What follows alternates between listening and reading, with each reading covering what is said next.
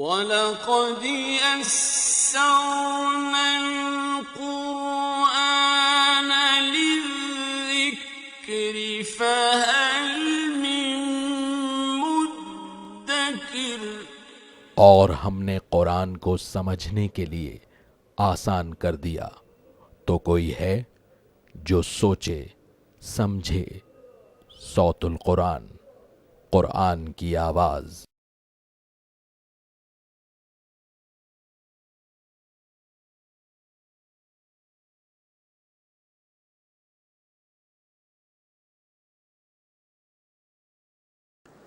نحمده ونصلي على رسوله الكريم اما بعد فاعوذ بالله من الشيطان الرجيم بسم الله الرحمن الرحيم يا أيها النبي اتق الله ولا تطع الكافرين والمنافقين ان الله كان عليما حكيما صدق الله العظيم۔ سورۃ الاحزاب کا ہم مطالعہ شروع کر رہے ہیں۔ اب 8 مکی صورتوں کے بعد یہ مدنی صورت آ رہی ہے، سورہ الاحزاب۔ سورۃ الفرقان سے لے کے سورہ الف لام میم السجدہ تک مسلسل 8 مکی صورتوں کا ہم نے مطالعہ کیا تھا۔ اب ان کے بعد ایک مدنی صورت سورہ احزاب کا مطالعہ شروع کر رہے ہیں۔ نوٹ فرمائیے کہ قرآن حکیم میں 7 تو وہ ہیں منزلیں جو اللہ کے رسول صلی اللہ علیہ وسلم کے دور میں ہی تقسیم کر دی گئی تھی تاکہ ایک ہفتے میں قرآن حکیم کی تلاوت مکمل ہو جائے، اور بعض اہل علم نے غور و فکر کے نتیجے میں قرآن حکیم کو 7 حصوں میں تقسیم کیا سمجھنے کے اعتبار سے، اور ہر حصے میں کم از کم ایک مکی صورت یا ایک مدنی صورت ضرور انہوں نے رکھی، اور خود قرآن حکیم کی تقسیم کچھ اسی طرح ہے۔ چنانچہ جو تیسرا گروپ تھا مکی اور مدنی صورتوں کا جس کا ہم نے مطالعہ کیا تھا، سورہ یونس سے لے کے سورۃ المؤمنون تک وہ 14 مکی صورتیں تھیں، اور ان کے بعد ایک مدنی صورت آئی تھی سورۃ النور۔ اس کے بعد پھر 14 گروپ ہے مکی مدنی صورتوں کا، جس میں سے 8 مکی صورتوں کا ہم نے مطالعہ کیا، سورہ فرقان سے سورہ الف لام میم السجدہ تک، اور اب ان 8 مکی صورتوں کے بعد یہ سورۃ الاحزاب ہے۔ گویا تیسرے حصے میں بھی جو کہ مکی مدنی صورتوں کا گروپ ہے، ایک صورت تھی سورۃ النور جو کہ مدنی صورت تھی، اور اب اس چوتھے حصے میں بھی ایک مدنی صورت یعنی سورۃ الاحزاب۔ اب سورۃ النور اور سورۃ الاحزاب یہ آپس میں جوڑے جوڑے کی صورت رکھتی ہیں، ان کے مضامین میں بڑی مشابہت ہے۔ مثال کے طور پر سورۃ النور سن 6 ہجری میں نازل ہوئی، ایک غزوہ تھا غزوہ بنی مصطلق، اس سے واپسی پر، جبکہ سورۃ الاحزاب سن 5 ہجری میں نازل ہوئی، اس میں غزوہ احزاب کے حوالے سے ذکر آئے گا انشاءاللہ۔ سورۃ النور اور سورۃ الاحزاب دونوں میں 9 رکوع ہیں۔ اسی طرح دونوں صورتوں کا رکوع نمبر 5 بڑا اہم ہے۔ سورۃ النور کے رکوع نمبر 5 میں ایمان کے حوالے سے بڑی اہم مثال اللہ نے بیان فرمائی، اور 2 مثالیں اور اللہ تعالیٰ نے بیان فرمائی ہیں، جبکہ سورۃ الاحزاب کے 5ویں رکوع میں انشاءاللہ ہم دیکھیں گے کہ نبی اکرم صلی اللہ علیہ وسلم کی ختم نبوت کے حوالے سے بھی ذکر ہے، اور ایک بری رسم جو اس معاشرے میں تھی اس کو ختم کرنے کا بھی اللہ تعالیٰ نے اعلان فرمایا۔ اسی طرح سورہ النور کی آیت نمبر 35، اس میں ایمان حقیقی کی بڑی اہم مثال اللہ تعالیٰ نے بیان فرمائی تھی، جبکہ سورۃ الاحزاب میں ہم دیکھیں گے آیت نمبر 35 میں ایمان والوں کی صفات کو اللہ تعالیٰ نے بیان فرمایا۔ سورۃ النور میں بھی منافقین کا تذکرہ تھا، سورۃ الاحزاب میں بھی ان کا ذکر آئے گا۔ سورۃ النور میں حضرت عائشہ رضی اللہ تعالی عنہا پر تہمت لگانے کا ذکر آیا تھا۔ سورۃ الاحزاب میں ہم دیکھیں گے کہ اللہ کے رسول صلی اللہ علیہ وسلم پر بھی ایک اعتراض کیا گیا تھا، اس کا ذکر آئے گا۔ سورۃ النور میں گھر کے اندر کے پردے کا ذکر تھا، یعنی سطر کے حوالے سے احکامات کہ جب ایک عورت محرم مردوں کے سامنے ہو تو وہ کیا رویہ اختیار کر سکتی ہے، جبکہ سورۃ الاحزاب میں گھر کے باہر کا پردہ، یا یوں کہیے کہ غیر محرم مرد کے سامنے جب عورت جائے گی تو کیا رویہ اس کو اختیار کرنا ہوگا، جسے حجاب کہتے ہیں، اس کے حوالے سے انشاءاللہ تفصیل آئے گی۔ تو یہ بڑی مشابہت ہے سورۃ النور اور سورۃ الاحزاب کے مضامین میں۔ سورۃ الاحزاب سن 5 ہجری میں نازل ہوئی ہے، اس میں انشاءاللہ ہم دیکھیں گے غزوہ احزاب کا ذکر بھی ہے، تفصیلی تبصرہ اللہ تعالیٰ نے اس پر فرمایا ہے۔ اسی طرح اللہ تعالیٰ نے بڑی اہم معاشرتی ہدایات عطا فرمائی ہیں، حجاب یعنی گھر سے باہر کا پردہ، یا غیر محرم مردوں کے سامنے جب عورت جائے تو کیا لباس اختیار کرے، اس کی تفصیل انشاءاللہ تعالیٰ ہمارے سامنے آئے گی، اور منافقین کے طرز عمل کو بھی اللہ تعالیٰ نے اس میں بیان فرمایا ہے۔ پہلے رکوع میں چند برائیاں اس معاشرے میں تھیں، اس کا ذکر آیا ہے۔ زہار کا مسئلہ کہ ایک شخص اپنی بیوی کو اپنی ماں کہہ دیا کرتا تھا اور تعلق ختم کر دیا کرتا تھا، یا منہ بولے بیٹے کو حقیقی بیٹا وہ لوگ سمجھ لیا کرتے تھے، ان دونوں باتوں کی نفی کی گئی ہے۔ اور رحمی رشتوں کا ذکر ہے، اور انبیاء سے اللہ تعالیٰ نے ایک وعدہ لیا تھا، اس کا بھی ذکر اللہ تعالیٰ نے فرمایا ہے۔ یا ایھا النبی اتق اللہ، اے نبی صلی اللہ علیہ وسلم اللہ کا تقوی اختیار کیجئے، یعنی اس کی نافرمانی سے بچیے۔ خطاب اللہ کے رسول صلی اللہ علیہ وسلم سے ہے، لیکن ظاہری بات ہے کہ تمام اہل ایمان کو ہدایات عطا کی جا رہی ہیں۔ وَلَا تُطِعِ الْكَافِرِينَ وَالْمُنَافِقِينَ، اور کافروں اور منافقین کی بات کو اہمیت نہ دیجیے۔ ان اللہ کان علیما حکیما، بے شک اللہ تعالیٰ خوب علم رکھنے والا، حکمت والا ہے۔ وَاتَّبِعْ مَا يُوحَىٰ إِلَيْكَ مِن رَبِّكَ، اور آپ پیروی کیجئے اس کی جو آپ پر وحی کی جاتی ہے آپ کے رب کی طرف سے۔ ان اللہ کان بما تعملون خبیرا، بے شک اے لوگو جو کچھ تم کرتے ہو اللہ اس سے خوب واقف ہے۔ یہ آیت بتا رہی ہے کہ اس سے پہلے جو احکامات ہیں، تقوی اختیار کرنا، اللہ کی وحی پر عمل کرنا، یہ تمام اہل ایمان سے اللہ تعالیٰ کا خطاب ہو رہا ہے۔ وَتَوَكَّلْ عَلَى اللَّهِ، اور اللہ پر توکل کیجئے، بھروسہ کیجئے۔ وَكَفَىٰ بِاللَّهِ وَكِيلًا، اور اللہ کافی ہے بطور کارساز کے۔ یعنی اے نبی صلی اللہ علیہ وسلم آپ اپنی دعوت پیش کرتے رہیے اور اس بارے میں کوئی پرواہ نہ کیجئے مخالفین کی، اور اللہ پر بھروسہ رکھیے۔ ما جعل اللہ لرجل من قلبین فی جوفی، اللہ تعالیٰ نے کسی آدمی کے لیے اس کے سینے میں دو دل نہیں بنائے۔ اس کی ایک تفسیر مفسرین نے یہ بیان کی کہ ایک دل میں ایمان اور نفاق یہ جمع نہیں ہو سکتے، ایک دل میں اللہ کی محبت اور دنیا کی محبت یہ جمع نہیں ہو سکتے، ایک وقت میں ایک ہی شے کی محبت دل میں پیدا ہو سکتی۔ اور دوسرے معنی یہ بیان کیے ہیں کہ جیسے کسی انسان کے سینے میں دو دل نہیں ہو سکتے، ایسے ہی کسی شخص کی دو مائیں نہیں ہو سکتی، کسی شخص کے دو باپ نہیں ہو سکتے۔ یہ ذکر آگے چل کر آ رہا ہے جس کی طرف اشارہ کیا گیا ہے اس مقام پر، کہ جس طرح کسی انسان کے دل میں دو سینے نہیں ہو سکتے، اسی طرح نہ اس کی دو مائیں ہو سکتی ہیں، نہ دو باپ ہو سکتے ہیں۔ آگے اس کی وضاحت آ رہی ہے۔ وَمَا جَعَلَ أَزْوَاجَكُمُ اللَّائِي تُظَاهِرُونَ مِنْهُنَّ أُمَّهَاتِكُمْ، اور تمہاری ان بیویوں کو جنہیں تم ماں کہہ بیٹھتے ہو تمہاری مائیں نہیں بنایا۔ یہ زمانہ جاہلیت میں لوگ یہ کیا کرتے تھے کہ اپنی بیوی کو اپنی ماں کہہ دیا اور اب کہا کہ یہ ہم پر حرام ہے، اس کو ظہار کہا جاتا ہے۔ تو پچھلے الفاظ میں اسی طرف اشارہ ہے کہ جیسے کسی کے سینے میں دو دل نہیں ہو سکتے، ایسے کسی شخص کی دو مائیں نہیں ہو سکتی۔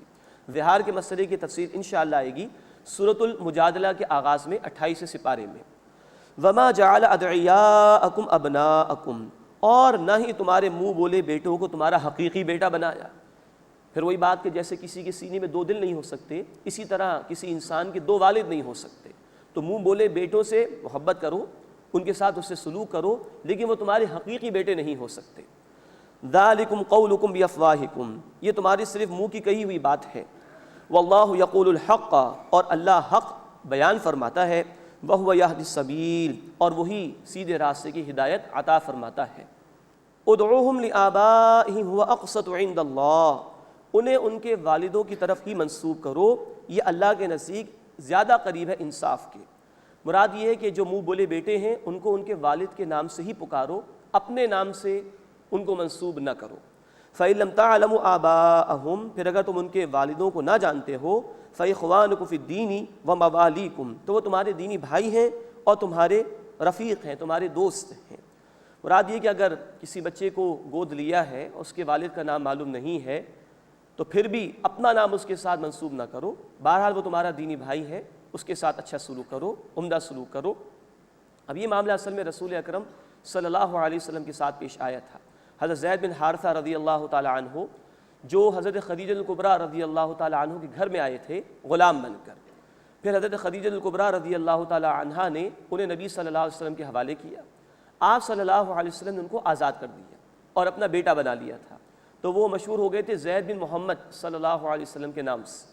پھر یہ قرآن کی آیات آ گئیں تو ان کو پھر ان کے والد کے نام کی طرف ہی منسوب کیا گیا، اور قرآن نے منع کر دیا کہ منہ بولے بیٹوں کو اپنے نام سے منسوب نہ کرو بلکہ ان کے والد کے نام کی طرف ہی منسوب کرو۔ یہ تفصیل بخاری شریف کے اندر بھی موجود ہے۔ وَلَيْسَ عَلَيْكُمْ جُنَاحٌ فِيمَا أَخْطَأْتُمْ بِهِ، اور تم پر اس پہ کوئی حرج نہیں جو اس سے پہلے تم سے بھول چوک ہو چکی۔ وَلَٰكِن مَّا تَعَمَّدَتْ قُلُوبُكُمْ، لیکن ہاں جو اپنے دل کے پورے ارادے سے کرو اس پر مواخذہ ہے۔ چنانچہ بخاری شریف میں حدیث ہے، اللہ کے رسول صلی اللہ علیہ وسلم نے فرمایا کہ جو جانتے بوجھتے کسی منہ بولے بیٹے کو اپنی طرف منسوب کرے، اس کے والد کے علاوہ کسی اور کی طرف منسوب کرے تو وہ کفر کرتا ہے۔ یہ اتنا سخت معاملہ ہے، اسی کہ ہمارے دین میں نسب کی بڑی اہمیت ہے، رحم رشتوں کا معاملہ، نکاح کے معاملات، وراثت کے معاملات، یہ سب نسب سے ہی طے ہوا کرتے ہیں، نسب کی بنیاد پر ان کا فیصلہ ہوا کرتا ہے۔ تو منہ بولے بیٹوں کو ان کے والدوں کی طرف ہی منسوب کرنا چاہیے، کسی اور کی طرف منسوب کرنا جائز نہیں، کفر کہا گیا اس کو بخاری شریف کی حدیث میں۔ وَكَانَ اللَّهُ غَفُورًا رَحِيمًا، اور اللہ تعالیٰ بہت بخشنے والا، مسلسل رحم فرمانے والا ہے۔ النبی اولیٰ بالمؤمنین من انفسہم، نبی صلی اللہ علیہ وسلم اہل ایمان کے نزدیک ان کی جانوں سے بڑھ کر ہے۔ اب یہ ہے اللہ کے رسول صلی اللہ علیہ وسلم کا معاملہ۔ بخاری کی حدیث بھی آپ نے فرمایا تم میں سے کوئی شخص مومن نہیں ہو سکتا جب تک کہ میں اس کے نزدیک اس کے ماں باپ، اس کی اولاد اور تمام انسانوں سے بڑھ کر محبوب نہ ہو جاؤں۔ اور بخاری کی ایک اور حدیث کہ جب تک کہ میں اس کے نزدیک اس کی جان سے بڑھ کر عزیز نہ ہو جاؤں وہ مومن نہیں ہو سکتا۔ یہ ہے اللہ کے رسول صلی اللہ علیہ وسلم کا مقام۔ النبی اولیٰ بالمؤمنین من انفسہم، نبی صلی اللہ علیہ وسلم اہل ایمان کے نزدیک ان کی جانوں سے بڑھ کر ہیں۔ وازواجہ امہاتہم، اور ان کی ازواج مطہرات اہل ایمان کی مائیں ہیں۔ ہم کہتے ہیں ام المؤمنین حضرت عائشہ رضی اللہ تعالی عنہا، اہل ایمان کی والدہ حضرت عائشہ رضی اللہ تعالی عنہا، یہ مقام ہے ان کا۔ مزید نوٹ فرمائیے کہ ازواج مطہرات ہی خاص طور پر امت کی خواتین کے لیے نمونہ بھی ہیں، تو ان کو کہا گیا یہ امت کی مائیں ہیں۔ لیکن نوٹ فرمائیے، آگے چل کے ذکر بھی آ جائے گا کہ نبی صلی اللہ علیہ وسلم کے بعد کسی مومن کے لیے جائز نہیں تھا کہ وہ امہات المؤمنین سے نکاح کرتا، جیسے کہ اپنی ماں سے نہیں کر سکتے۔ لیکن دیگر معاملات میں اطلاق ہوگا احکامات کا، جیسے کہ پردے کا معاملہ ہے تو ازواج مطہرات سے بھی صحابہ کرام کو پردہ کرنے کا حکم دیا گیا تھا، تو مقام ایک الگ شے ہے، لیکن جو شریعت کے احکام ہے وہ معاملہ ڈیفرنٹ ہے، وہ الگ ہے۔ وَأُولُو الْأَرْحَامِ بَعْضُهُمْ أَوْلَىٰ بِبَعْضٍ فِي كِتَابِ اللَّهِ مِنَ الْمُؤْمِنِينَ وَالْمُهَاجِرِينَ، اور جو رحمی رشتہ دار ہیں اللہ کی کتاب میں ان میں سے بعض مسلمانوں اور مہاجرین کی نسبت ایک دوسرے کے زیادہ قریب، یعنی کہ ایمان کی بنیاد پر تعلق ہونا، رشتہ ہونا ایک الگ چیز ہے، لیکن جہاں شریعت کے احکامات کے لاگو ہونے کا معاملہ ہے، رحمی رشتوں کا معاملہ ہے، کس سے نکاح ہو سکتا ہے کس سے نہیں ہو سکتا، وراثت میں حصہ کس کو ملے گا، تو اس میں رحمی رشتہ دار ہی قریب ایک دوسرے کے، بقیہ اہل ایمان کے مقابلے میں کہ جو کہ بہرحال آپس میں ایک دوسرے کے بھائی ہیں رشتے میں ایمان کے اعتبار سے، لیکن جو رحمی رشتے ہیں وہ فائق رہیں گے شریعت کے احکامات کے اعتبار سے۔ الا ان تفعلوا الى اولیاءکم معروفا، مگر یہ کہ تم اپنے دوستوں کے ساتھ کچھ حسن سلوک کرنا چاہو۔ مراد یہ کہ کوئی ہمارا دوست ہے دینی رشتے ناطے سے، کوئی ہمارا بھائی ہے دینی رشتے ناطے سے، اب وہ وراثت میں حق تو نہیں رکھتا ہمارے ہاں، لیکن اگر ہم اس کو دینا چاہیں کچھ تو ہم دے سکتے ہیں، وارث وہ نہیں ہے لیکن اس کے ساتھ حسن سلوک کیا جا سکتا ہے، جیسا کہ اللہ کے رسول صلی اللہ علیہ وسلم نے 1/3 مال تک وصیت کرنے کی اجازت دی ہے غیر وارث کے لیے۔ کان ذالک فی الکتاب مسطورا، یہ اللہ کی کتاب میں لکھا ہوا ہے، طے شدہ حکم ہے۔ اس کے بعد انبیاء سے ایک عہد لیا گیا تھا، اس کا ذکر آ رہا ہے۔ وَإِذْ أَخَذْنَا مِنَ النَّبِيِّينَ مِيثَاقَهُمْ وَمِنْكَ، اور اے نبی صلی اللہ علیہ وسلم یاد کیجئے جب ہم نے انبیاء سے ان کا عہد لیا اور آپ سے بھی، وَمِن نُوحٍ وَإِبْرَاهِيمَ وَمُوسَىٰ وَعِيسَىٰ ابْنِ مَرْيَمَ، اور نوح علیہ السلام سے اور ابراہیم علیہ السلام سے اور موسیٰ علیہ السلام سے اور عیسیٰ ابن مریم علیہ السلام سے، ان سب سے اللہ نے عہد لیا۔ وَأَخَذْنَا مِنْهُمْ مِيثَاقًا غَلِيظًا، اور ہم نے ان سے پختہ عہد لیا۔ ایک اشارہ ہے سورہ آل عمران آیت نمبر 81 کی طرف کہ جہاں انبیاء سے لیے گئے عہد کا ذکر آیا ہے، ہر رسول سے عہد لیا گیا تھا کہ اگر ان کے سامنے کوئی اور رسول آ جائیں تو وہ رسول ان کی نصرت کریں گے، ان کی مدد کریں گے، اور یہ عہد امتوں پر بھی لازم ہوتا تھا، جس طرح رسول پر لازم ایسے ہی امت پر بھی لازم کہ کوئی بھی رسول تمہارے سامنے آئے تو تمہیں ان کی پیروی کرنی ہوگی، ان کی نصرت کرنی ہوگی۔ لِيَسْأَلَ الصَّادِقِينَ عَنْ صِدْقِهِمْ، تاکہ اللہ تعالیٰ سچوں سے ان کی سچائی کے بارے میں سوال کرے۔ مراد یہ کہ اچھے لوگوں کو، نیک عمل کرنے والوں کو اچھا بدلہ دیا جائے گا، اور برے عمل کرنے والوں کو سزا دی جائے گی جنہوں نے رسولوں کا انکار کیا اور ان کی دعوت میں ان کے ساتھ شریک نہیں ہوئے اور ان کے دست و بازو نہیں بنے۔ وَأَعَدَّ لِلْكَافِرِينَ عَذَابًا أَلِيمًا، اور اللہ تعالیٰ نے کفر کرنے والوں کے لیے دردناک عذاب تیار کیا ہے۔ اب اس کے بعد جو سورہ مبارکہ کے 2 رکوع آ رہے ہیں، رکوع نمبر 2 اور 3، اس میں غزوہ احزاب پر اللہ تعالیٰ نے تبصرہ بیان فرمایا ہے۔ سن 5 ہجری میں شوال کے مہینے میں یہ غزوہ پیش آیا تھا۔ عرب کے قبائل تمام کے تمام تقریباً یہودیوں کی سازش کی وجہ سے اور کچھ انتقامی جذبات مشرکین کے بھی تھے، اس کی وجہ سے امڑ آئے مدینے کی ریاست کے خلاف۔ تقریباً 10,000 کا لشکر انہوں نے جمع کیا. یہود کے قبائل بھی اس میں پیش تھے اور انہوں نے چاہا کہ یک بارگی حملہ کر کے مسلمانوں کی تمام تر طاقت کو بالکل ختم کر دیا جائے. اللہ تعالیٰ نے اہل ایمان کی حفاظت فرمائی. یہی وہ موقع تھا کہ جس موقع پر مسلمانوں نے مدینے کا دفاع کیا اور اس کے لیے حضرت سلمان فارسی رضی اللہ تعالیٰ عنہ کے مشورے سے تقریباً 3 میل طویل خندق بھی کھودی گئی تھی مدینے کے دفاع کے لیے. اسی لیے اس غزوہ کو غزوہ خندق بھی کہا جاتا ہے. اور اللہ تعالیٰ نے اہل ایمان کی مدد فرمائی. 1 مہینے تک مشرکین نے محاصرہ کیا لیکن وہ ناکام رہے.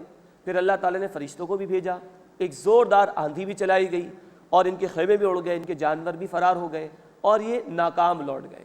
اور بالآخر اللہ تعالیٰ نے اہل ایمان کی نصرت فرمائی. اس میں منافقین کا ذکر بھی آ رہا ہے رکوع نمبر 2 میں, اور ابتداً مختصر تفسیر اللہ تعالیٰ نے اس غزوے پر فرمایا رکوع نمبر 2 کے آغاز میں. تیسرے رکوع میں انشاءاللہ ہم دیکھیں گے کہ اہل ایمان کا ذکر بھی اللہ تعالیٰ نے اس غزوے کے حوالے سے فرمایا ہے. یا ایھا الذین آمنوا اذکروا نعمت اللہ علیکم, اے وہ لوگوں جو ایمان لائے ہو اپنے اوپر اللہ کی نعمت کو یاد کرو. اذ جاءتکم جنود, جبکہ تم پر بہت سے لشکر چڑھ آئے. فارسلنا علیہم ریحا, تو ہم نے ان پر آندھی بھیجی. وجنودا لم تروھا, اور ایسے لشکر جنہیں تم نے نہیں دیکھا. وکان اللہ بما تعملون بصیرا, اور جو کچھ تم کرتے ہو اللہ اسے خوب دیکھنے والا ہے. اذ جاءوکم من فوقکم ومن اسفل منکم, جبکہ وہ تم پر چڑھ آئے تمہارے اوپر کی جانب سے.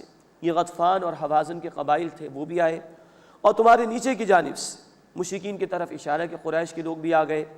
وَإِذْ ذَاغَتِ الْأَبْصَارُ, اور جب آنکھیں چندھیا سی گئی تھیں. وَبَلَغَتِ الْقُلُوبُ الْحَنَاجِرَ, اور دل یعنی کلیجے منہ کو آنے لگے تھے. وَتَظُنُّونَ بِاللَّهِ الظُّنُونَ, اور تم اللہ کے بارے میں طرح طرح کے گمان کر رہے تھے. یہ اشارہ منافقین کی طرف ہے. هُنَالِكَ ابْتُلِيَ الْمُؤْمِنُونَ وَزُلْزِلُوا زِلْزَالًا شَدِيدًا, اور اسی موقع پر اہل ایمان آزمائے گئے اور شدید انداز سے وہ ہلا دیے گئے. 10,000 کا قریباً لشکر آیا. ادھر مسلمان ہیں بہت کم تعداد میں مدینے کے اندر, چند ہزار ان کی تعداد تھی, اور پورے عرب کی گویا کہ طاقت امڑ آئی تھی مسلمانوں کو ختم کرنے کے لیے. تو فرمایا کہ شدید آزمائش سے اہل ایمان کو اللہ تعالیٰ نے گزارا. وَإِذْ يَقُولُ الْمُنَافِقُونَ وَالَّذِينَ فِي قُلُوبِهِمْ مَرَضٌ, اور جب کہنے لگے منافق اور وہ لوگ جن کے دلوں میں مرض ہے, مَا وَعَدَنَا اللَّهُ وَرَسُولُهُ إِلَّا غُرُورًا, کہ ہم سے اللہ اور اس کے رسول نے جو وعدہ کیا تھا وہ تو ایک فریب تھا, دھوکہ تھا. معاذ اللہ. انہوں نے کہا کہ ہم سے وعدے کیے گئے کہ روم کی سلطنت ملے گی, ایران کی سلطنت ملے گی, اور یہاں ہم اپنے گھروں سے باہر رفع حاجت کے لیے بھی نہیں جا سکتے. یہ منافقین کے الفاظ تھے. تو کہنے لگے ہم سے تو بڑے جھوٹے وعدے کیے گئے اللہ کی طرف سے, اللہ کے رسول کی طرف سے. معاذ اللہ. وَإِذْ قَالَ طَائِفَةٌ مِّنْهُمْ يَا أَهْلَ يَثْرِبَ, اور جب ایک گروہ نے کہا ان میں سے, اے مدینے والوں. یثرب یہ پرانا نام ہے مدینہ منورہ کا. لا مقام لکم فرجعوا, تمہارے لیے کوئی مقام نہیں, تم لوٹ جاؤ. مراد مدینہ چھوڑ دو, یا یہ ہے کہ اپنے پرانے مذہب کی طرف چلے جاؤ. اسلام پر عمل کرنے کے نتیجے میں تو یہ مشکلات ہمارے سامنے آ گئی. تب ایک یہ کردار ہے جو اللہ تعالیٰ پیش فرما رہے ہمارے سامنے کہ دین کے راستے میں مشکلات تو آتی. جو لوگ ایمان کے جھوٹے دعوے دار ہوتے وہ یہ کہتے ہیں کہ ہم سے جھوٹے وعدے کیے گئے, اور وہ دین سے فرار اختیار کرنا چاہتے ہیں. تو یہ کردار ہے جو اللہ نے بیان فرمایا. وَيَسْتَأْذِنُ فَرِيقٌ مِّنْهُمُ النَّبِيَّ يَقُولُونَ إِنَّ بُيُوتَنَا عَوْرَةٌ, اور ان میں سے ایک گروہ اجازت مانگ رہا تھا نبی صلی اللہ علیہ وسلم سے. وہ کہتے تھے کہ ہمارے گھر تو غیر محفوظ ہیں. وَمَا هِيَ بِعَوْرَةٍ, حالانکہ وہ غیر محفوظ نہیں. إِن يُرِيدُونَ إِلَّا فِرَارًا, وہ تو صرف فرار چاہتے ہیں. اللہ کے رسول صلی اللہ علیہ وسلم نے صحابہ کے ساتھ مل کر تدبیر فرمائی تھی. دفاع کے لیے خندق بھی کھودی گئی, جہاں سے آنے کے امکانات تھے مشرکین کے لشکروں کے. اللہ تعالیٰ کے رسول صلی اللہ علیہ وسلم نے دفاع کا اہتمام فرمایا, لیکن یہ لوگ فرار اختیار کرنا چاہ رہے تھے, اس لیے کہنے لگے ہمارے گھر تو بڑے غیر محفوظ ہو گئے. وَلَوْ دُخِلَتْ عَلَيْهِمْ مِنْ أَقْطَارِهَا, اور ان پر مدینے کے اطراف سے داخل ہو جائیں لوگ. ثُمَّ سُئِلُوا الْفِتْنَةَ, پھر ان سے یہ چاہا جائے کہ وہ فتنہ اختیار کر لیں, مراد دین کو چھوڑ دے. لَآتَوْهَا, تو منظور کر لیں گے. یہ ان کو دین عزیز نہیں ہے, ان کو اپنی جان اور مال عزیز ہے. تو کوئی ایسی صورت ہو جائے کہ ہر اطراف سے فوجیں آ جائیں اور اس سے کہا جائے اچھا تم اپنے دین کو چھوڑ دو, تو فوراً چھوڑ دیں گے. وَمَا تَلَبَّثُوا بِهَا إِلَّا يَسِيرًا, اور اس میں وہ صرف تھوڑی سی دیر لگائیں گے. وَلَقَدْ كَانُوا عَاهَدُوا اللَّهَ مِن قَبْلُ, حالانکہ وہ اس سے پہلے اللہ سے عہد کر چکے تھے. لا یولون الادبار، کہ وہ پیٹھ نہیں پھیریں گے، وکان عہد اللہ مسئولا، اور اللہ کا وعدہ پوچھا جانے والا ہے، اس کے متعلق سوال ہوگا اللہ کے حضور میں۔ غزوہ احد میں ان لوگوں نے پیٹھ پھیری تھی، 300 منافقین علیحدہ ہو گئے تھے، اس کے بعد انہوں نے کہا تھا کہ اچھا آئندہ ہم حصہ لیں گے قتال میں، اور وعدے کیے تو خوب اللہ تعالیٰ سے، لیکن دوبارہ انہوں نے پیٹھ پھیر دی، اس پر اللہ تعالیٰ تبصرہ فرما رہے ہیں۔ قُلْ لَن يَنْفَعَكُمُ الْفِرَارُ إِنْ فَرَرْتُمْ مِنَ الْمَوْتِ أَوِ الْقَتْلِ، اے نبی صلی اللہ علیہ وسلم فرما دیجئے تمہیں ہرگز نفع نہیں دے گا اگر موت یا قتل سے تم بھاگے، وَإِذًا لَا تُمَتَّعُونَ إِلَّا قَلِيلًا، اور اس صورت میں تم صرف تھوڑا ہی فائدہ دیے جاؤ گے، قتال سے جی چرا کر تمہاری جان نہیں چھوٹ جائے گی، موت بہرحال آنی، کتنا فائدہ اٹھا لو گے، لیکن بالآخر تمہاری پکڑ ہوگی اور اللہ کے عذاب میں تم دوچار کیے جاؤ گے۔ قُلْ مَنْ ذَا الَّذِي يَعْصِمُكُم مِّنَ اللَّهِ، اے نبی صلی اللہ علیہ وسلم پوچھئے ان سے کون ہے جو تمہیں اللہ سے بچائے، ان اراد بکم سوءا او اراد بکم رحمہ، کہ اللہ کا تمہیں کوئی تکلیف پہنچانا چاہے یا تم پر رحمت فرمانا چاہے، ہے کوئی اللہ کے مقابلے میں جو تمہارے لیے اختیار رکھتا ہو؟ کوئی نہیں۔ وَلَا يَجِدُونَ لَهُم مِّن دُونِ اللَّهِ وَلِيًّا وَلَا نَصِيرًا، اور وہ اپنے لیے اللہ کے مقابلے میں نہ کوئی دوست پائیں گے اور نہ ہی کوئی مددگار۔ قد يعلم الله المعوقين منكم والقائلين لاخوانهم هلم الينا، اللہ خوب جانتا ہے تم میں سے روکنے والوں کو اور اپنے بھائیوں سے یہ کہنے والوں کو کہ ہماری طرف آ جاؤ، کہتے تھے بھائی جان بچاؤ، کیا تم اللہ کے راستے میں نکل رہے ہو؟ تو فرمایا کہ اللہ خوب جانتا ہے ایسے لوگوں کو۔ ولا يأتون البأس الا قليلا، اور وہ لڑائی میں نہیں آتے، قتال میں حصہ نہیں لیتے مگر بہت کم۔ اشحۃ علیہم، مسلمانوں تم پر بڑا کینہ رکھتے ہیں یہ لوگ۔ فَإِذَا جَاءَ الْخَوْفُ، پھر جب خوف آئے، رَأَيْتَهُمْ يَنظُرُونَ إِلَيْكَ، تو اے نبی صلی اللہ علیہ وسلم آپ ان کو دیکھیں گے کہ وہ آپ کی طرف دیکھتے ہیں، تَدُرُ أَعْيُنُهُمْ كَالَّذِي يُغْشَىٰ عَلَيْهِ مِنَ الْمَوْتِ، جیسے کہ ان کی آنکھیں پھرتی ہوں اس شخص کی طرح کہ جس پر موت کی بے ہوشی طاری ہو جائے۔ فَإِذَا ذَهَبَ الْخَوْفُ، پھر جب خوف چلا جائے، سَلَقُوكُمْ بِأَلْسِنَةٍ حِدَادٍ، تو اے مسلمانوں یہ تمہیں تانے دیں گے تیز زبانوں کے ساتھ، اشحۃ علی الخیر، مال پر حرص کرتے ہوئے۔ اولئک لم یؤمنوا فاحبط اللہ اعمالهم، یہ لوگ ایمان نہیں لائے تو اللہ نے ان کے اعمال ضائع کر دیے۔ وکان ذلک علی اللہ یسیرا، اور یہ بات اللہ پر بہت آسان ہے۔ اب یہ کردار اللہ بیان کر رہے ہیں، یہ دنیا پرست ہے، مال پر بڑے حریص ہیں، مسلمانوں پر لعن طانی کریں گے جب یہ فوجیں چلی جائیں گی، ان کو دنیا عزیز ہے دین عزیز نہیں ہے، تو ان کے سارے اعمال ضائع ہو جائیں گے۔ یحسبون الاحزاب لم یذهبوا، وہ گمان کرتے ہیں کہ لشکر ابھی نہیں گئے، اتنے خوف زدہ ہیں۔ وَيَأْتِ الْأَحْزَابُ، اور اگر لشکر دوبارہ آ جائیں، يَوَدُّوا لَوْ أَنَّهُمْ بَعْدُونَ فِي الْأَعْرَابِ، تو وہ تمنا کریں گے کاش وہ دور ہو دیہات میں کہیں۔ يَسْأَلُونَ عَنْ أَنْبَائِكُمْ، تمہاری خبریں لوگوں سے پوچھتے رہیں، ان کو خوف ہے جان جانے کا، تب یہ جان چھوڑانے کے لیے چاہیں گے کہ یہاں سے کہیں دور چلے جائیں۔ يَسْأَلُونَ عَنْ أَنْبَائِكُمْ، تمہاری خبریں پوچھتے رہیں۔ وَلَوْ كَانُوا فِيكُمْ مَا قَاتَلُوا إِلَّا قَلِيلًا، اور اگر اے مسلمانوں یہ تمہارے درمیان ہوتے تو جنگ نہ کرتے مگر بہت ہی کم، یہ چاہتے ہی نہیں قتال کرنا، ان کو جان عزیز ہے، دنیا عزیز ہے، مال عزیز ہے، اس لیے کبھی اللہ کے راستے میں نہیں نکلیں گے۔ اب تیسرا رکو سورہ مبارکہ کا شروع ہو رہا ہے، اس میں نبی اکرم صلی اللہ علیہ وسلم کے اسوہ حسنہ کا ذکر بھی ہے اور اہل ایمان کی کیفیات کا ذکر ہے کہ جو ان کی کیفیات تھی غزوہ احزاب کے موقع پر۔ لقد کان لکم فی رسول اللہ اسوۃ حسنہ، یقیناً تمہارے لیے اللہ کے رسول صلی اللہ علیہ وسلم کی زندگی میں بہترین نمونہ ہے۔ لمن کان یرجو اللہ والیوم الآخر، اس کے لیے جو اللہ اور آخرت کے دن کی امید رکھتا ہو، وذکر اللہ کثیرا، اور کثرت سے اللہ کا ذکر کرتا ہو۔ یہ آیت بہت مشہور آیت ہے، اس میں بتایا گیا اے ایمان والوں تمہارے لیے رسول اللہ صلی اللہ علیہ وسلم کی زندگی میں بہترین نمونہ ہے۔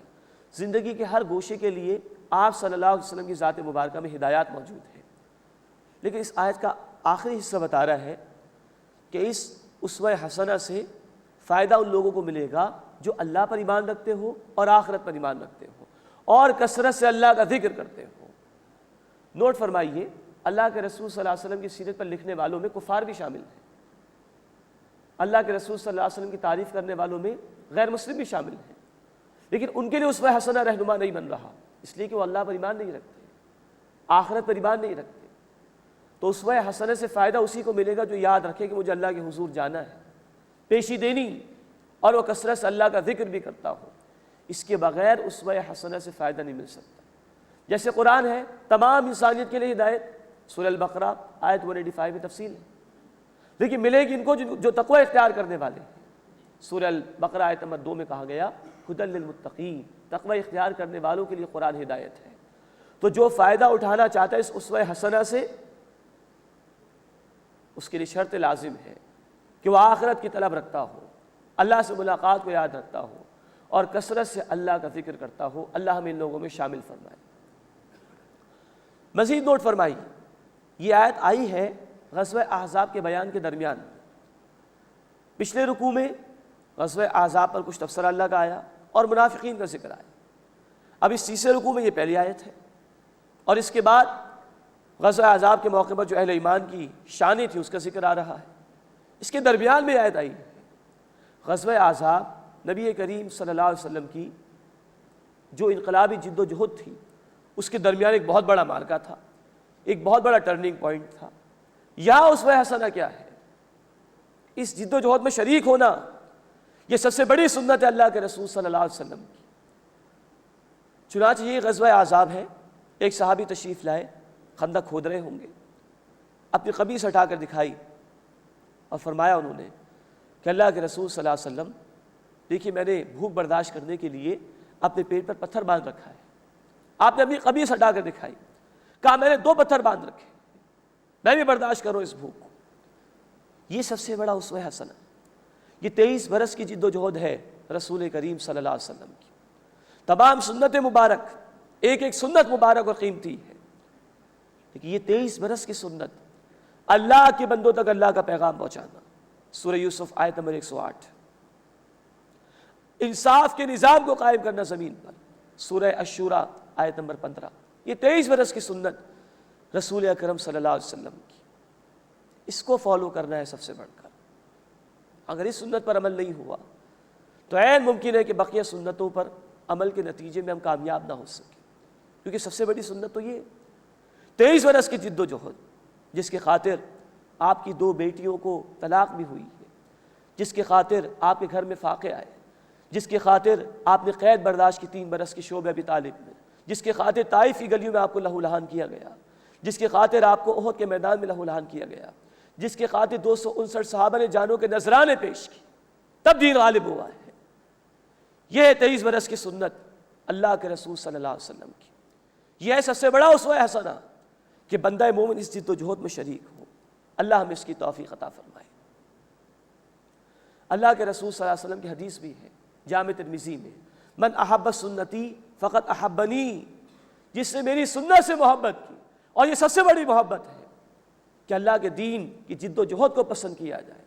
فرمایا جس نے میری سنت سے محبت کی، یہ 23 برس کی سنت کہ دین کی جد و جہد میں شرکت کی جائے، اس نے مجھ سے محبت کی واقعات جو میرے طریقے پر آ رہا ہے۔ یہ 23 برس کی جد و جہد ہے۔ اللہ ہمیں اس جد و جہد میں شامل ہونے کی توفیق عطا فرمائے۔ لَقَدْ كَانَ لَكُمْ فِي رَسُولِ اللَّهِ أُسْوَةٌ حَسَنَةٌ، یقیناً تمہارے لیے اللہ کے رسول صلی اللہ علیہ وسلم کی زندگی میں بہترین نمونہ موجود ہے۔ لِمَنْ كَانَ يَرْجُو اللَّهَ وَالْيَوْمَ الْآخِرَ، جو اللہ اور آخرت کے دن کی امید رکھتا ہو، وَذَكَرَ اللَّهَ كَثِيرًا، اور اللہ کو کثرت سے یاد رکھتا ہو۔ اب اہل ایمان کا ذکر آ رہا ہے کہ اس آزمائش کے موقع پر ان کی کیفیت کیا تھی۔ وَلَمَّا رَأَى الْمُؤْمِنُونَ الْأَحْزَابَ، اور جب اہل ایمان نے لشکروں کو دیکھا، قالوا، انہوں نے کہا، هَذَا مَا وَعَدَنَا اللَّهُ وَرَسُولُهُ، یہ ہے وہ جس کا اللہ اور اللہ کے رسول صلی اللہ علیہ وسلم نے ہم سے وعدہ کیا تھا۔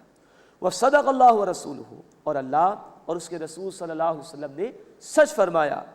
وَمَا زَادَهُمْ إِلَّا إِيمَانًا وَتَسْلِيمًا، اور اس بات نے اضافہ نہیں کیا ان میں مگر ایمان اور فرما برداری کے روش، کیونکہ اہل ایمان کو معلوم ہے کہ آزمائش آئیں گی۔ سورۃ البقرہ آیت 155، وَلَنَبْلُوَنَّكُمْ بِشَيْءٍ مِّنَ الْخَوْفِ وَالْجُوعِ وَنَقْصٍ مِّنَ الْأَمْوَالِ وَالْأَنفُسِ وَالثَّمَرَاتِ، ہم لازماً تمہاری آزمائش کریں گے، خوف کے ذریعے سے اور بھوک کے ذریعے سے اور جان کے نقصان کے ذریعے سے اور مال کے نقصان کے ذریعے سے اور ثمرات پیداوار پروڈکشن کے نقصان کے ذریعے سے۔ اہل ایمان کو تو یہ بات بتا دی گئی تھی سورۃ البقرہ ہی میں، تو وہ تو تیار تھے کہ آزمائشیں آئیں، لیکن جب یہ آزمائشیں آئیں تو ان کے ایمان میں اور اضافہ ہوا، ان کی فرما برداری کی روش میں اور زیادہ اضافہ ہو گیا۔ من المؤمنین رجال صدقوا ما عاہدوا اللہ علیہ، اہل ایمان میں سے کچھ ہیں کہ انہوں نے اللہ سے جو عہد کیا تھا وہ سچ کر دکھایا۔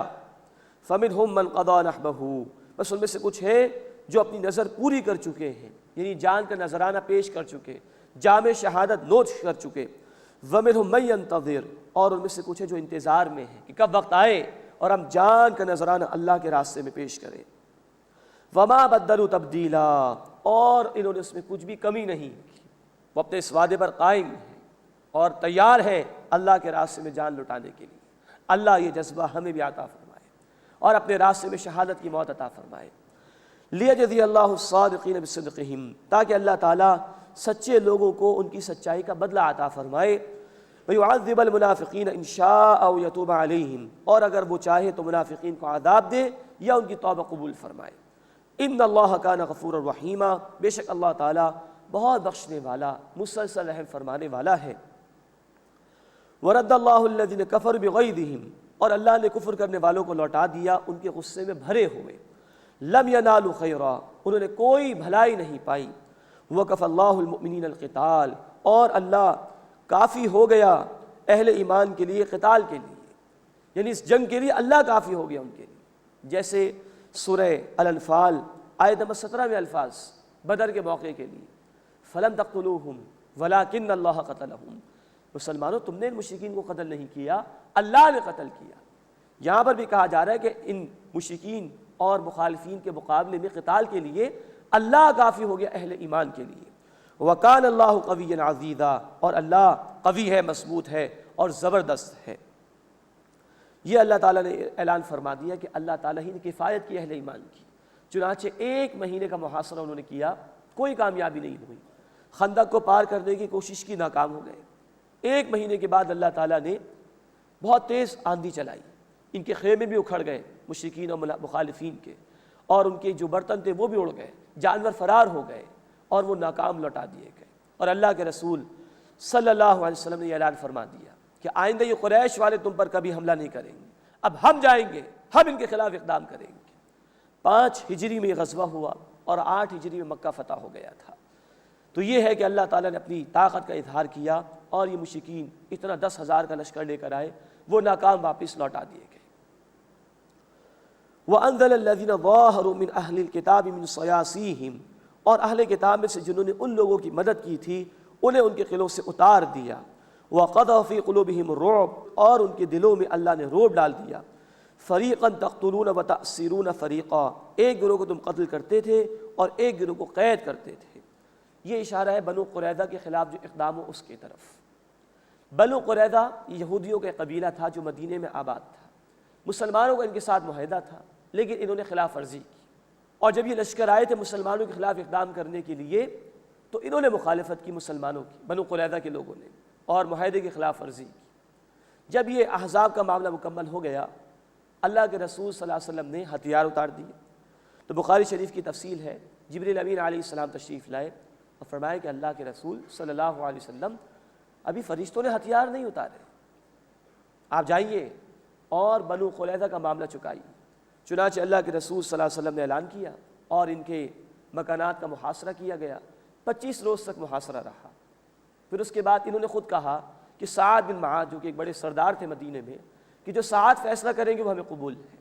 حضرت سعد بن معاذ رضی اللہ تعالیٰ عنہ نے تورات کے مطابق فیصلہ کیا۔ تورات میں بھی حکم تھا کہ لڑنے والوں کے جوان جو ہے وہ قتل کیے جائیں، عورتوں کو جو ہے وہ کنیز بنا لیا جائے اور ان کا مال لے لیا جائے۔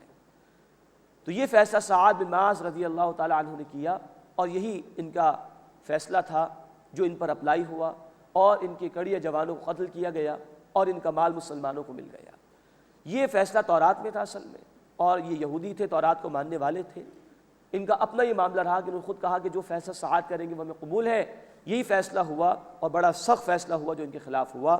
فریقاً تقتلون وتأسرون فریقا، ایک گروہ کو تم قتل کرتے ہو اور ایک گروہ کو تم قید کرتے ہو۔ وَأَوْرَثَكُمْ أَرْضَهُمْ وَدِيَارَهُمْ وَأَمْوَالَهُمْ، اور اللہ نے تمہیں وارث بنا دیا ان کی زمین کا اور ان کے گھروں کا اور ان کے مالوں کا۔ وَأَرْضَ لَمْ تَطَئُوهَا، اور اس زمین کا جہاں تم نے قدم نہیں رکھا۔ ایک تفسیر مفسرین نے یہ کی ہے کہ خیبر کی طرف اشارہ ہے، جہاں جا کر یہود کے قبائل آباد ہوئے تھے، بنو قینقاع اور بنو نذیر، یہ دو قبیلے پہلے نکال دیے گئے تھے، یہ وہاں جا کے آباد تھے۔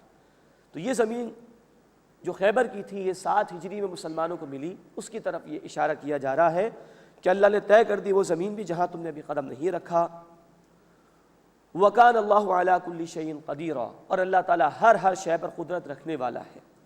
اس کے بعد 4واں رکوع شروع ہو رہا ہے، اس میں اللہ تعالیٰ نے ایک تو آیت تخییر کا بیان کیا ہے، جس کا بیان آگے چل کر آ رہا ہے کہ نبی صلی اللہ علیہ وسلم نے اپنی ازواج مطہرات کو اختیار دے دیا تھا کہ چاہو تو تمہیں میں دنیا دے دوں اور چاہو تو تم میرے ساتھ رہنا پسند کر لو۔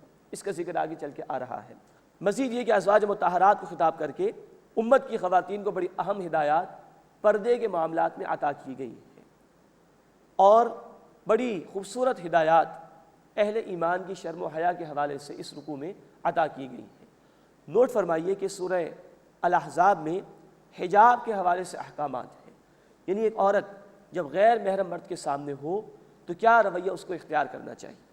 آیت نمبر 32 میں ہم دیکھیں گے کہ عورت کی آواز کا بھی پردہ ہے، اس معنی میں کہ اگر وہ ضرورت کے تحت کسی غیر محرم سے گفتگو کرے تو ایسی نرمی اختیار نہ کرے کہ کسی کے دل میں برا ارادہ پیدا ہو جائے۔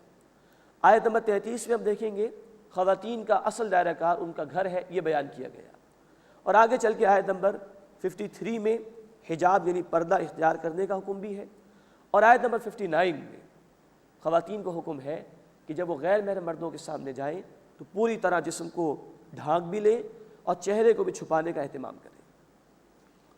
یا ایھا النبی، اے نبی صلی اللہ علیہ وسلم، قل لازواجک، اپنی ازواج مطہرات سے کہہ دیجئے، ان کنتن تردن الحیات الدنیا وزینتہا، اگر تم دنیا کی زندگی اور اس کی زینت چاہتی ہو، فتعالین، تو آؤ، امتعکن واسرحکن سراحا جمیلا، میں تمہیں کچھ دے دوں اور عمدگی کے ساتھ رخصت کر دوں۔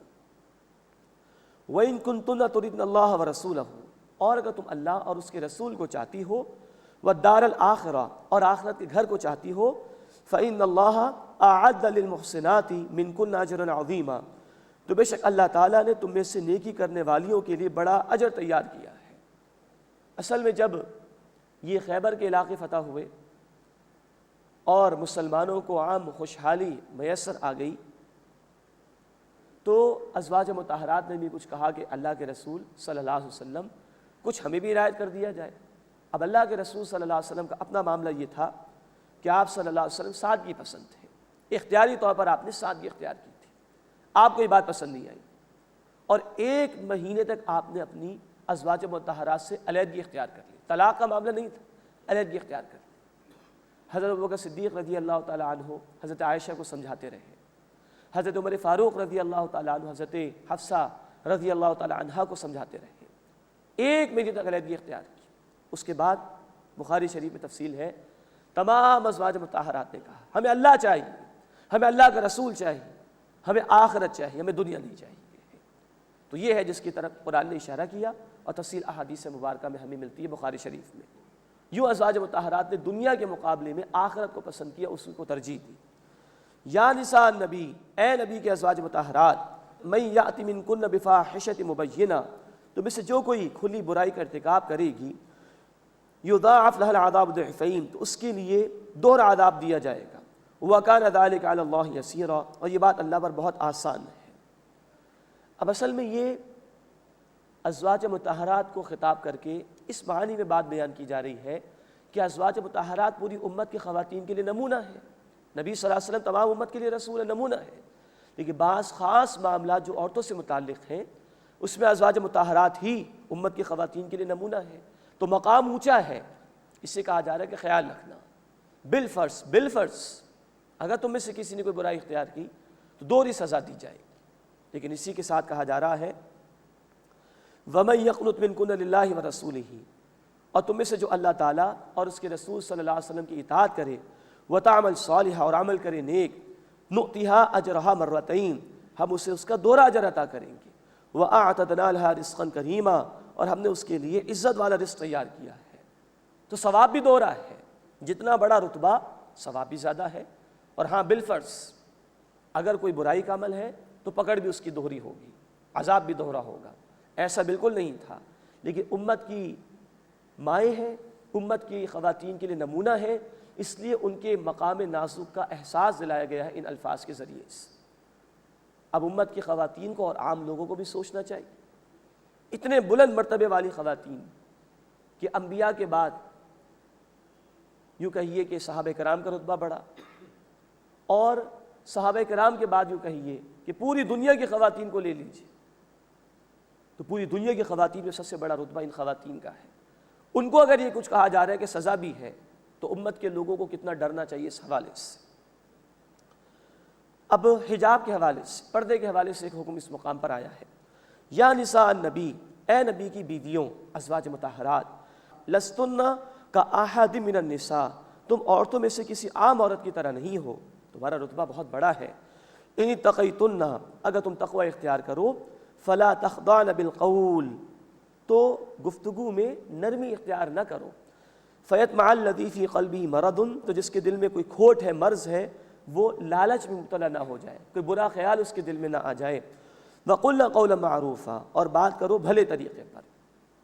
اب یہ ہے ایک خاتون کے لیے کہ جب وہ غیر محرم مرد سے بات کرے تو گفتگو اتنی نرم نہ ہو کہ کسی کے دل میں برا خیال پیدا ہو جائے۔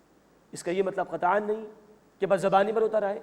وَقُلْنَا قَوْلًا مَعْرُوفًا، اور بات کہو بالکل درست، غیر مہذبانہ انداز نہ ہو، لیکن ایسی نرمی نہ ہو بات میں کہ کسی کے دل میں برا خیال پیدا ہو جائے۔ اب یہ ساری پابندی لگائی جا رہی ہے اس لیے کہ لوگوں کے دلوں کو پاک صاف رکھا جائے، زنا کے دروازے کو بند کر دیا جائے بالکل۔ 100 مرد بیٹھے ہوں، 50 مرد ان کے قریب سے گزر جائیں، کچھ احساس نہیں ہوتا، یہ فطرت میں ہے، لیکن ایک عورت گزر جائے تو مڑ کر دیکھنے کا خیال آتا ہے۔ تو عورت کی آواز میں بھی یہ شیرینی اللہ نے رکھی ہے کہ اس کے نتیجے میں کسی مرد کے اندر برا خیال پیدا ہو سکتا ہے۔ تو ایک عورت کے لیے کہا گیا کہ جب وہ غیر محرم سے بات کرے تو آواز میں ایسی نرمی نہ ہو کہ کسی کے دل کے اندر برا خیال پیدا ہو جائے۔ وَقَرْنَ فِي بُيُوتِكُنَّ، اور اپنے گھروں میں ٹک کر رہو۔ وَلَا تَبَرَّجْنَ تَبَرُّجَ الْجَاهِلِيَّةِ الْأُولَىٰ، اور پچھلے زمانے جاہلیت کے بناؤ سنگار کا اظہار کرتی نہ پھرو۔ وَأَقِمْنَ الصَّلَاةَ، نماز قائم کرو۔ وَآتِينَ الزَّكَاةَ، اور زکوٰۃ ادا کرو۔ وَآتِينَ اللَّهَ وَرَسُولَهُ، اور اللہ تعالیٰ اور اس کے رسول صلی اللہ علیہ وسلم کی اطاعت کرو۔ یہ دوسری بات اس مقام پر آئی حجاب کے حوالے سے، پردے کے حوالے سے۔ عورت کا اصل دائرہ کار اس کا گھر ہے، مردوں کو باہر کے کاموں کا ذمہ دار شریعت نے بنایا۔ وہ جو مامتا درکار ہے بچوں کی پرورش کے لیے وہ عورت میں رکھی گئی۔ پھر عورت کو اللہ تعالیٰ نے فطرت اور کمزور بھی پیدا کی تو اس کو گھر کی ذمہ داری عطا کی گئی، گھر کی ملکہ بنایا گیا ہے، اور اس کا اصل دائرہ کار گھر میں بیان کر دیا گیا۔ اللہ کے رسول صلی اللہ علیہ وسلم کی حدیث ہے جامع ترمذی میں، آپ نے فرمایا کہ عورت چھپائے جانے کے لائق ہے، باہر نکلتی ہے تو شیطان طاق میں لگا رہتا ہے، اور وہ اللہ کی رحمت کے قریب اس وقت زیادہ ہوتی ہے جب وہ گھر کے اندر ہوتی ہے۔ ابو داؤد شریف کی روایت ہے کہ عورت کی وہ نماز ہی پسندیدہ ہے جو وہ گھر میں ادا کرتی ہے۔ یہ ساری پابندی اس لیے کہ عورت کی عزت اور اس کی شرم و حیا کو محفوظ رکھا جائے اور پاکیزہ جذبات کو معاشرے میں پروان چڑھایا جائے۔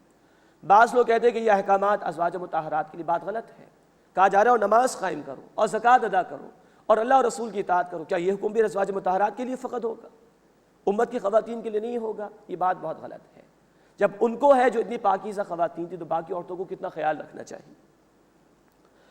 انما یرید اللہ لیذھب عنکم الرجس اہل البیت، بے شک اللہ تعالیٰ چاہتا ہے کہ اے اہل بیت کہ اللہ تم سے ناپاکی کو دور فرما دے، ویطہرکم تطہیرا، اور ہر طرح سے خوب پاک فرما دے۔ تمہیں امت کی عورتوں کے لیے نمونہ بننا ہے تو اللہ تعالیٰ چاہتا ہے کہ تمہیں پاک صاف فرما دے۔ یہاں اشارہ کہ اہل بیت میں اولاً ازواج مطہرات شامل ہیں، یہی بات آئی تھی سورہ ہود آیت نمبر 73 میں۔ وَاذْكُرْنَ مَا يُتْلَىٰ فِي بُيُوتِكُنَّ مِنْ آيَاتِ اللَّهِ وَالْحِكْمَةِ، اور یاد رکھو اسے جو تمہارے گھروں میں اللہ کی آیات اور حکمت میں سے تلاوت کیا جاتا ہے، پڑھا جاتا ہے۔ حکمت سے مراد مفسرین نے لیے سنت، احادیث مبارکہ۔ ان اللہ کان لطیفا خبیرا، بے شک اللہ تعالیٰ باریک بھی ہے اور خوب خبر رکھنے والا ہے۔ اللہ تعالیٰ ہمیں ان آیات کا فہم عطا فرمائے اور ان پر عمل کرنے کی توفیق عطا فرمائے۔ وآخر دعوانا ان الحمد للہ رب العالمین۔